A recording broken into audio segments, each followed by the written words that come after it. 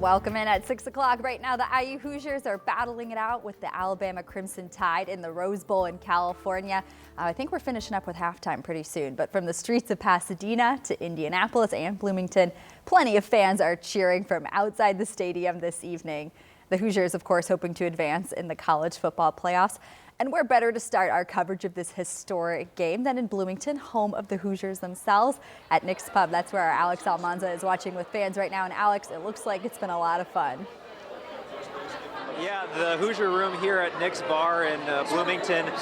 The excitement has just been off the rails. A lot of people are excited, and I don't want to jinx it, but it's looking pretty good. The Hoosiers, this has been a long time coming for them. It's known as a basketball school, and now the script has kind of flipped, and now we're kind of in this football era. And the excitement just keeps growing. So a lot of fans here, you can see that it's not just the Hoosier Room. There are multiple other rooms here at the bar. And throughout the entire game today, a lot of people were excited. They were jumping up and down. They've got the drinks, they've got the food, they've got the friends and family. And it's just an exciting time to be here. It's an exciting time to be part of IU's history. And a lot of folks that we talk to say that they never even expected something like this, but being here in the moment is all important. So we moved to Bloomington a year and a half ago, and the football team became amazing at the same time, so we think it's fate. And we love the team. And my husband bought my daughter and I both bison hats for Christmas. And then we bought our dog, she's a black lab, bison toy. We named it Fernando. And the Hoosiers are leading. It is 17-0 right now, and the halftime just ended. We are in that second half of the game. And as far as we can tell, the fans are holding on to hope. They're really excited. And like I said, that hope's not going anywhere because 17-0, like I said, I won't jinx it, but the crowd's pretty excited, guys. Oh yeah, we'll try and hold on to that. Alex, I love the bison hat. What a fun thing to wear for the game. Thanks. And of course, there are lots of Hoosier fans here in Indianapolis. They're of course glued to the game like the rest of us, including a bunch who came downtown. That's where our Ella Rhodes is watching right now. Ella, is it just as exciting there as it is in Bloomington? You know what? The excitement is here. People are feeling good going into the second half. I mean, Alex was saying 17-0, pretty good spot to be in. I mean, just check out everybody in this bar. They're really locked in to watching the game. Lots of cheering.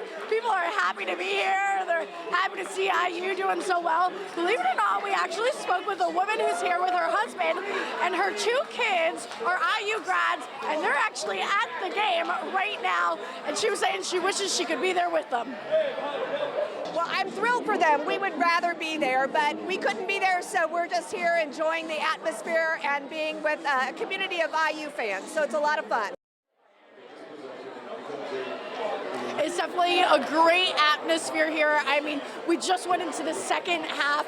We're going to be here standing with these fans, hoping it all goes well for them, but the vibes are definitely great, and people are feeling good about where the Hoosiers are at right now. Yeah, Ella, I love it. And it looks like IU is now getting started on offense for the second quarter, so let's get some more points on the board. Ella, thanks. The festivities got started hours ago, of course, with the Tournament of Roses parade, which aired right here on Channel 13. Our Rich Nye was there for the parade and spoke with many Hoosiers who took the part and bared the rain for this, Rich. Good afternoon. From a Pasadena where the sun is trying to peek through, we see a little blue sky after what has been a very rainy couple of days. But all the action is right behind me inside the Rose Bowl where the Hoosiers look great so far. Of course, this day starts here in Pasadena each year with the Tournament of Roses parade, and it is a great honor for any band to be a part of this. The Brownsburg Marching Band was here. Listen to the sound of Brownsburg.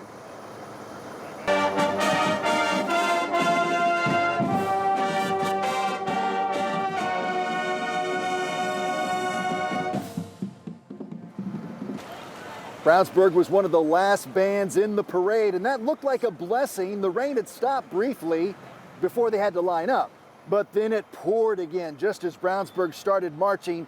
But the students all said they had a great time on this very special trip.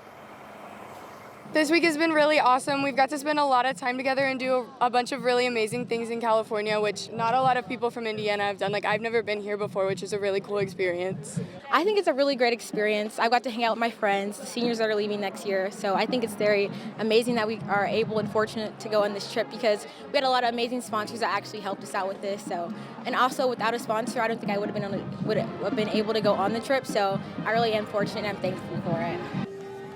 Brownsburg looked great, sounded great, even if they did get really wet, just like me. Back here live at the Rose Bowl, these are my still soggy Rose Bowl socks. I mean, they are squishy and they are very wet still. But I'm thinking I might need some peach socks now, right? Hoosiers win today. They're headed to the Peach Bowl, and we know they'll take on Oregon, a team they beat in Oregon back in October, 30-20. What a rematch that would be. We're looking forward to talking to the Hoosier fans when they come out of the Rose Bowl tonight. After a victory, looking good so far. We'll have it for you later tonight on 13 News. Oh, Rich, thanks. The bands sound so good. They look so good. I love the outfits. I love your socks. Rich, thanks.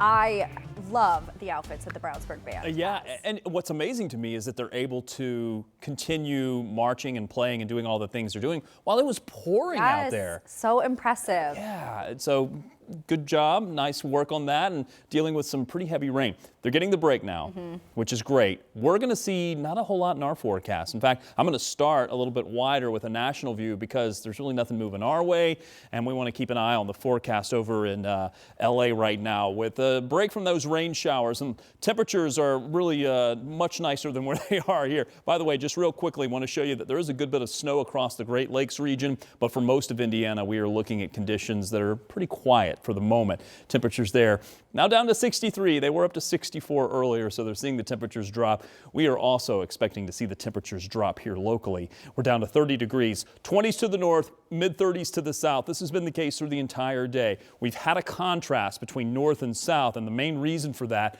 was the cloud cover that was in place. And yes, even some snow showers, although most of that has shut down, and we're just going to watch the temperatures drop this evening, likely into the 20s for almost everyone. The 30s are going to go away. We'll do 20s for the rest of the evening into the overnight.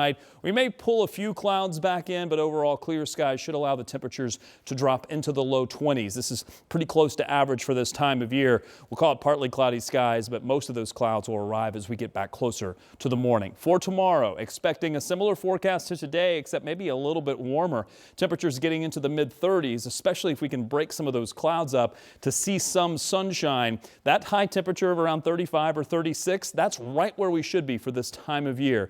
Temperatures pretty seasonable. Now, over the next several days, it's going to continue to warm up. I'll have a look at that part of the forecast, what you can expect in the 7-day, and if there are any rainy chances in our forecast. It's coming up. Rob, thanks. We've got a lot more news to get to tonight. Progress on Indigo's Blue Line project, but it could come with complications for drivers. We're talking to transit leaders about what to expect in 2026. And a pair of injuries linked to New Year's Day gunfire. What police are now confirming about these separate cases when we come back.